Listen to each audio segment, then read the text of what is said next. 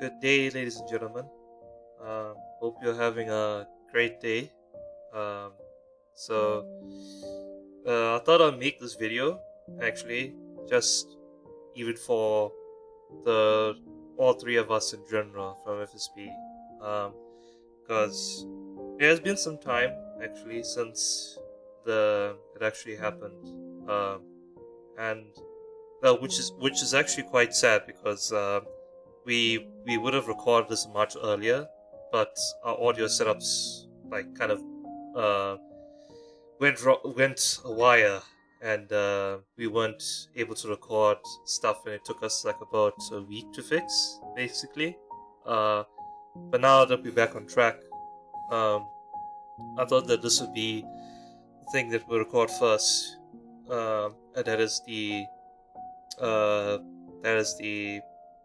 departure of our late Akira Toriyama. Um, so, for those who are solely unaware, who are very unaware of Akira Toriyama, like he's one of the most influential uh, anime manga creators in in the industry, and most people know him for Dragon Ball. He created a lot of other stuff too. So I thought I'd just speak a few words, if anything, talk about um, Akira Toriyama and like everything surrounding him. Like I would preface this to please note that this is going to be uh, from a perspective of like fans who are mainly Dragon Ball fans who kind of grew up with Dragon Ball. So, I mean, to say that he was one of the very few people who we never had to meet in person, but has influenced a lot of people in his life, and particularly a certain generational span who grew up with Dragon Ball and when the initial height of his main animes and mangas were. I remember uh, the first time I ever actually encountered Dragon Ball, or specifically Dragon Ball Z, because Dragon Ball Z was the first thing I ever encountered with Akira Toriyama, and I was I think in like 2007, grade like grade four or something. Yeah, I'm pretty sure. Where I remember, at least where we used to live, we have a channel that has a regularly scheduled programming for like every single week, and on Fridays they would show like a special wildcard like show that can be from anything. Those would be pulled from like other Cartoon Network, like other like broadcasting platforms, or like from provided by like DSTV or whatever, other shows, and usually they would show they started showing anime. And I remember when I came home one day and I saw Dragon Ball Z on the on on the Friday, and that was at the time whereby I had people around me in school talk about Dragon Ball Z, and there was at the time I remember in school there was a few people who actually drew art for Dragon Ball Z, and I was like, this is really cool. This is actually amazing. What is it? Something about it resonated with me. The design of it, and then I happened upon it on television, which aired like I think every Friday at like 5 p.m. Um, on my side, and the first arc that we or the first arc that I watched, or the first thing I touched, was the Namek Saga, and that was I think the episode I remember was when that was when I think just before Goku landed on planet Namek, uh, and all the Ginyu Force members were there. So, uh, and of course that led on, like I was hooked on instantly, and I would watch that religiously every Friday. And at the height of it, which we came to the Super Saiyan moment, Goku, that's when everything just clicked in. It's like, okay, no, this is like this is gonna be like one of my main standing shows that I'm kind of invested in. But and then like since then as a whole, like I think about it in the lifespan of since 2007, which was I think like senior primary school for me, up until like high school, after the end of primary school, to the end of my high school, where I believe getting into high school is when I kind of went more mainstream into anime and actually searched for anime. Whereas before, like at the time, I didn't have like a computer or cell phone or anything like that. So we would just watch stuff on TV, me and my sister. And until high school, which is when we had like the proper stuff to actually search on the internet and look up stuff. I remember like apart from all the animes that I would search, at the moment where I actually got access to it, I actually wanted to. I think I actually downloaded the entirety of Dragon Ball and Dragon Ball Z, and watched it from beginning to end, if anything. And I remember it was such a good marathon, and I would do that quite like regularly, apart from the other animes that I watched at the time. And that was at the time when like Sword Art Online was out and everything, and that kind of, I don't know, like it's quite interesting of how like that resonation that it creates. Because again, Dragon Ball is not really a complicated anime. It's nothing deep or has no like complexity to it like the animes even from its time. Animes from now even. There's no like plot twists, deep stories, major character developments. There is character developments, but I feel like the Dragon Ball essentially, like how I phrased it, captured the feeling and need of sometimes wanting to scream in like scream instinctually out of like either triumph, victory, or like sheer determination.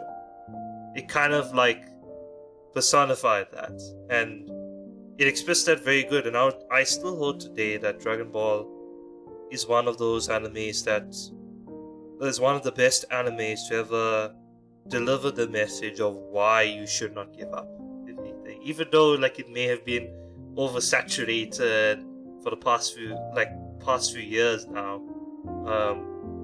I think Dragon Ball is like one of those animes that kind of like brings out the most how should I say, not innocent, but your child desires and your most innocent like desires of wanting to do good and to actually like move forward, and to try and win anything. And if you lose, then you try again and you keep on trying. And I always tell like Ren and Harbinger, and like I think we all agree in the same consensus that like we always say that for any point in time, there's the top 3 in anime that ruled the anime industry and still rule it to this day. They think like eventually that will change, and I believe, and now I'm welcome the fact that people would argue that the top 3 doesn't exist anymore, but I think like the top 3 animes, which in this case, like how I list them is Dragon Ball, One Piece, and Naruto. Because it's quite interesting that even I grew up with Naruto as well.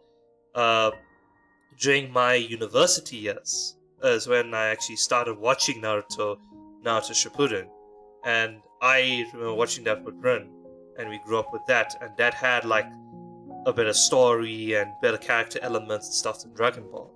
And we say that, and we don't have enough praises for that anime, despite its also flaws. But regardless of that, like, I always think the top 3 is those 3. And some people argue that like the top 4, there's a top 4 where Bleach is in the mix. I'm not gonna get into that like debate because I think that those 3 are just far. It's a tier above Bleach. But regardless of that notion, I think from those top 3 have, how should I say, stood the test of time throughout these many years of anime. And Dragon Ball, as much as people like to hate it for its like sameness and its non-diversity in its like storytelling and everything, the thing with Dragon Ball is that it captures a moment that everybody can join in and scream about. It's like going to like a sports game event, or like a sports game event, like a football game or whatever, a baseball game, and everybody's like cheering for their team, if anything there. But also for the fact that the entire like stadium, regardless of which team you support, you are there for the game itself, and you enjoy the game, and you scream for the game, and you kind of support it. And that's what it is. Like, regardless of the character in Dragon Ball, the good or the villain or the hero, the protagonist or the antagonist, everybody screams for those moments. Everybody enjoys it. And Dragon Ball, in its like time, in its progression, has kind of nailed that everywhere. And I mean, I grew up with not the most how should I say, happiest or best of like childhood bringings. Like, I am a victim of bullying. I am a victim of many other things too. From senior primary school, from 2007 up until like high school, and then it didn't become easier for me in university, and it became way harder towards the end of my university life and getting into my first job, if anything. And I went through multiple like phases of growth myself, and throughout all of it, like I would say that I grew up with anime as like a show that I can, as a media content that I resonate with more, besides like YouTube, because of course there were YouTubers at the time that you kind of be like empathetic with. Like there was Markiplier at the time, I remember. There was the Rad Brad that I watched. There was Airborne Phoenix that I used to, Airborne Phoenix, which now I think he's called Phoenix, with a Phuninix. So please check him out if you haven't done. His channel was the main reason why I got into YouTube in the first place. But like, besides watching those people, kind of going through life with those people, Dragon Ball was always there for me to go back to and watch, and to actually, for the times that I was down, or for the times that I was like genuinely like sad. I mean, that brought me up every time. Because it brought out that kind of, I should say, that instinctual level of like, that hey, things are tough, but like, you can carry on. You can actually do more. You can actually fight it out. And like, going into university, like where I'm at Harbinger and Run, although we all connected or initially met each other through various means, Harbinger was the first person I met from the group, and we bonded over Pokemon, specifically Pokemon Emerald, and we went it from there. And then we started playing Borderlands 1, no, Borderlands 1 or Borderlands 2. I'm not sure which one we actually played first. But we actually initially started recording YouTube for another channel, which now I don't think even exists anymore, for content. For Borderlands 2, yes, Borderlands 2, now I remember. And then shortly after that, he introduced me to Bryn, actually. And as intimidating as Bryn was, he was literally, Bryn is literally the same, like, how should I say, intellectual ineptness as now, which is really funny, but how we all kind of like bonded over was, I guess, three main games, if anything.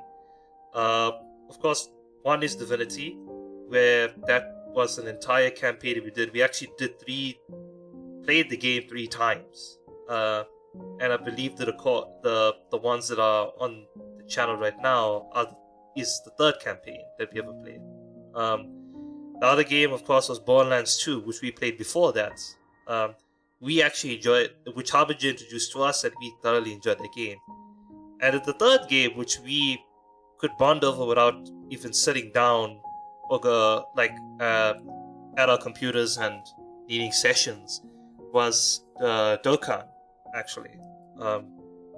And I remember I first started playing Dokkan, what was it, 2017, which was like, I think it was about 6 or 7 months after its actual release to the global version. And I believe at the time when I started, STR Broly came out on global. I think that was the unit that came out. And at the time, I spent so much of time convincing Harbinger and Bryn to actually play Dokkan. And like for the majority of the first months, they were like, nah, we're not gonna play this. We're not gonna touch this with a 10-foot pole. And then when it came to I don't know if it was anniversary or worldwide, but it's the one with physical Blue Vegito and STR Rose that came out as a June Dokkan Fest. I forgot which one. It was a very big celebration, and it's been so many years. But because like Dokkan exists, I think it's over 10 years old right now. One of the longest standing gacha games. But I know at the time, like, Bryn jumped on full force to summon for Vegito, Rose, and then Harbinger shortly joined after that celebration when Super Saiyan 4, Gogeta, and Omega Shenron released. And I remember the frustration of Bryn, because we tried pulling for both, and I think Bryn could not pull Super Saiyan 4 Gogeta. And then when Harbinger came in, he started off by trying to pull those banners, and then he messaged us at the time with a picture of Super Saiyan 4 Gogeta, and he was with no context of the game because he just joined the game. He doesn't know if characters are good or not, and he's asking if this character is good. And then Bryn was just basically bad for like a period of time, just because of the fact that this man actually pulled Super Saiyan 4 Gogeta.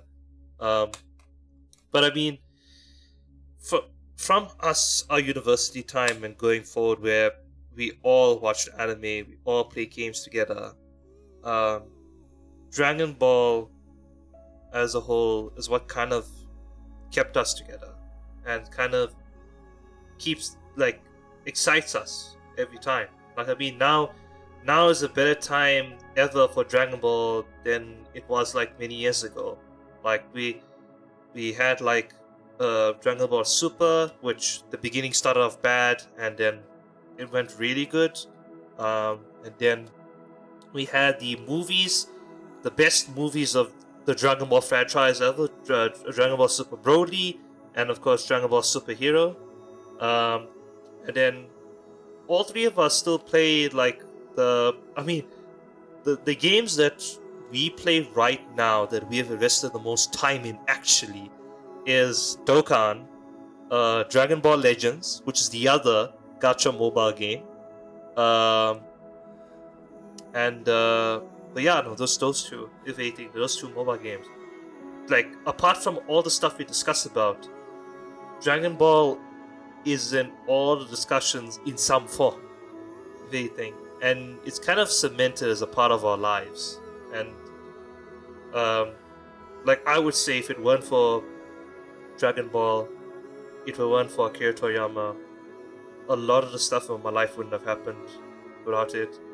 I probably wouldn't. The FSB group as a whole, with all three of us, wouldn't have probably stuck together. If anything, may not have, if Dragon Ball do not exist. And like, I would say that, like, well, at least how I feel. I'm not sure if the rest of the people from my generation or from that period of time feels the same way. Is that we have an immense debt to owe to a legend that has done so much for not only the anime industry but for people in general, um, by doing what he does, or doing what he did rather, let's say. And yeah, no man, it's like, some people it hit them really hard. Some people it took a while. For me, it took a while for this news to actually hit. And even though, like, he is now departed from us, I think all that he is left will always be. It'll always be remembered, and it'll always be martyred. Like, I mean, everybody in the world who even doesn't know anime knows who Goku is, knows about Dragon Ball. That's how big of an impact Akira Toriyama left on the world. A lot of the influences from in anime stuff came from him. I remember a time when, like, the Japan Olympics were looking to use Goku as their, like, mascot for the Japan Olympics. Like, think about that. Like, from all the IPs that have been generated from Japan, like, you have Pokemon, you have One Piece, Naruto, you have, like, all these big names, and Dragon Ball is the one that seems to stand out the most, if anything. And regardless of what you would say about which particular, like, anime right now in a specific period of time has the most popularity, I think overall, for a span of, like, history, like, Dragon Ball is, like, at that number one or top 3 spot. Like, and it's probably going to continue to be for the foreseeable future. And in the end, like, all I can say, all we can say from, like, I think from all three of us actually, is thank you, Toriyama, for everything you've done for us, everything you've done for the world. And I wish only the best for his family and for all his friends. Yeah, nothing much to say about that. I mean, we all are sad now, but we all, how should I say? We all thank a legend for his time that he has given, and I'd say giving his life for the world, mainly. Because Toriyama himself was not like a flamboyant person. He was a very self-contained person. He kept to himself most of the time, and doing that, he still gave so much to everyone in the world. And even though he left a bit earlier for us than expected, quite shockingly for most people, I think that he will still be here forever. More so than any other manga or anime creator in history. So, thank you, Toriyama, and I only hope that